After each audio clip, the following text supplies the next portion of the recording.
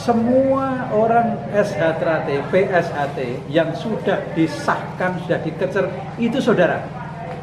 Lain persoalan kalau ada yang menganggap itu bukan saudara. Kepanatikan seseorang itu boleh-boleh saja, tetapi kepanatikan yang membawa kerusakan itu memang dilarang. Artinya begini, fanatik dalam mempertahankan prinsip, dan prinsip itu melanggar dari undang-undang yang berlaku di negara Republik Indonesia ini, tidak boleh dilakukan. Yang pertama. Yang kedua, prinsip dalam hal imamah, dalam mensikapi terjadinya dua kubu kepemimpinan, ini berarti ada hal yang tidak mempunyai sifat kependekaran yang sejati. Kalau mempunyai sifat kependekaran yang sejati, otomatis punya sifat legowo dalam bertindak, dalam menyelesaikan suatu perkara. Jadi tidak serta-merta karena tidak suka langsung membuat hal yang baru. Membuat hal yang baru itu, ini bukan menyelesaikan masalah, tapi justru akan menambah masalah. Kalau kita kembali ke dalam sifat pendekar yang legowo, menunggu sampai tahun yang sudah ditentukan dalam arti parlo, itu akan lebih baik karena di bawahnya akan tentram-tentram saja, walaupun tidak suka tapi tentram. Kalau saat sekarang ini sudah tidak tentram, kadang sudah berbau kepada fisik, antara fisik. Lah kalau sudah fisik itu melanggar pepacuh. Karena orang yang sudah disumpah menjadi saudara itu tidak bisa dilepas karena materai, tidak bisa. Jadi artinya sudah disatukan di situ, sudah dijadikan saudara, selama-lamanya jadi saudara di dalam dunia. Tapi kalau kembali ke dalam akidah, itu menurut akidahnya masing-masing. Berarti mboten rika 17 apa 16 ngoten tetap sedulur nggih Mas. Sampun dikecer. Oh, tetap saudara. Itu tetap saudara. Semua orang SHT, PSHT yang sudah disahkan, sudah dikecer, itu saudara. Lain persoalan kalau ada yang menganggap itu bukan saudara. Itu kan anggapan, itu kan pendapat. Itu pendapat. Tetapi di dalam ajaran persaudaraan setia hati teratai, orang yang sudah dikecer siapapun itu sudah menjadi saudara. Tidak bisa dipisahkan lagi, terkecuali kematian yang memisahkan itu. Terus kalau mereka mboten nganggap kita saudara ngoten, Ya gak ada masalah. mboten masalah. Silakan saja, nggak masalah. Tapi kan apakah mereka seorang Tuhan? Kok bisa langsung bisa berbuat begitu? Sanes. Nah, itu yang bisa memutus saudara atau bukan itu perbuatan yang melanggar. Satu, melanggar tentang imamahnya. Bagaimana yang terjadi di Parloh 16, apa melanggar imamah? Justru yang mengikuti imamah itu di Parloh 16. Karena dari sejarah dari awal persaudaraan setia hati teratai tidak pernah yang namanya pilihan. Jangan diputar putar balik, gak karu-karuan. Semua dari Liang Suro memilih ke muridnya Utama langsung terus sampai ke Mas Imam langsung turun lagi kepada Mas Maji ada dulu pernah kepada Mas Rikan, terus kemudian ada Mas Wiono memilih kepada Mas Topi. Selesai. Persoalan itu adalah sistem dibangun dengan sistem imamah.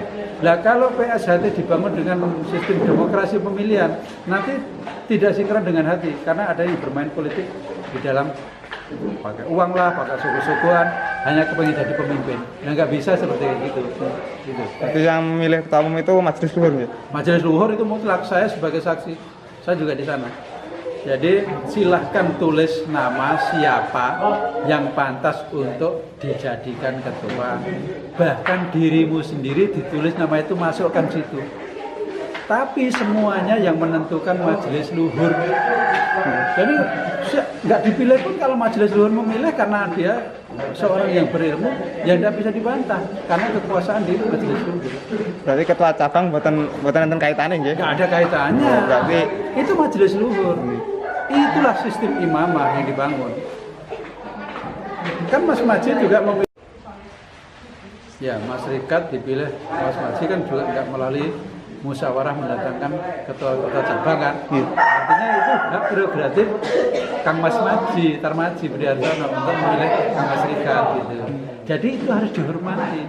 Karena para pemimpin kita ini bukan pemimpin sembarangan. Dia orang-orang yang berilmu. Tidak ragu-ragu. Kita di dalam menentukan sikap tidak ragu-ragu.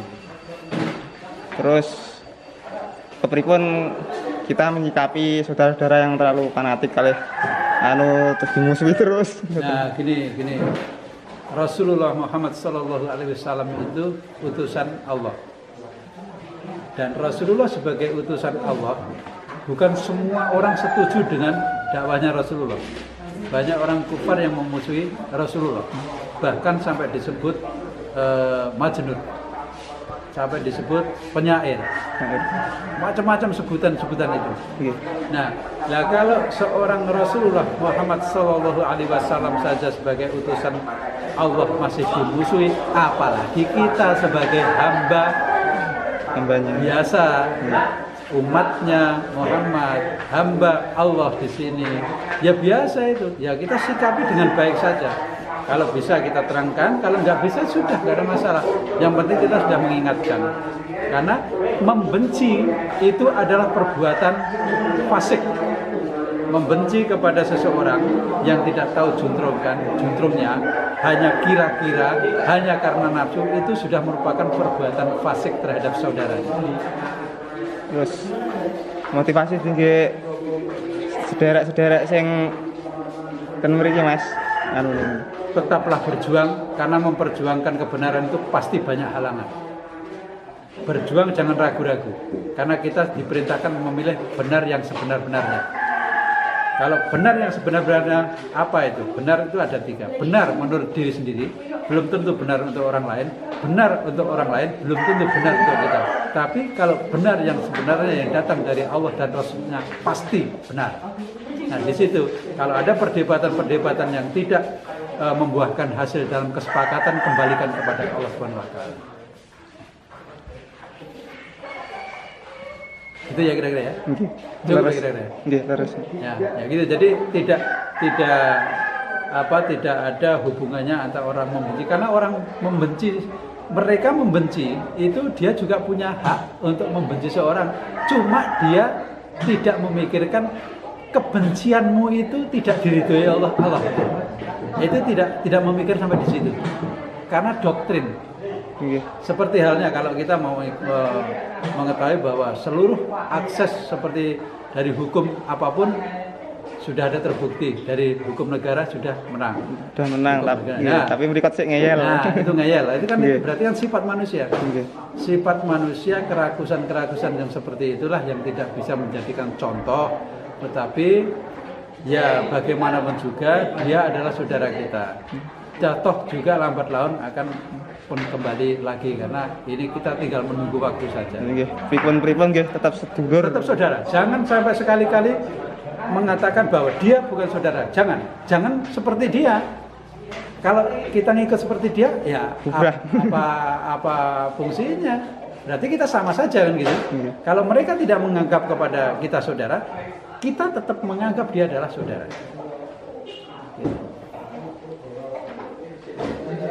Kira-kira gitu ya? Jelas ya kira-kira? Cukup ya? Cukup. Oke, ya terima kasih.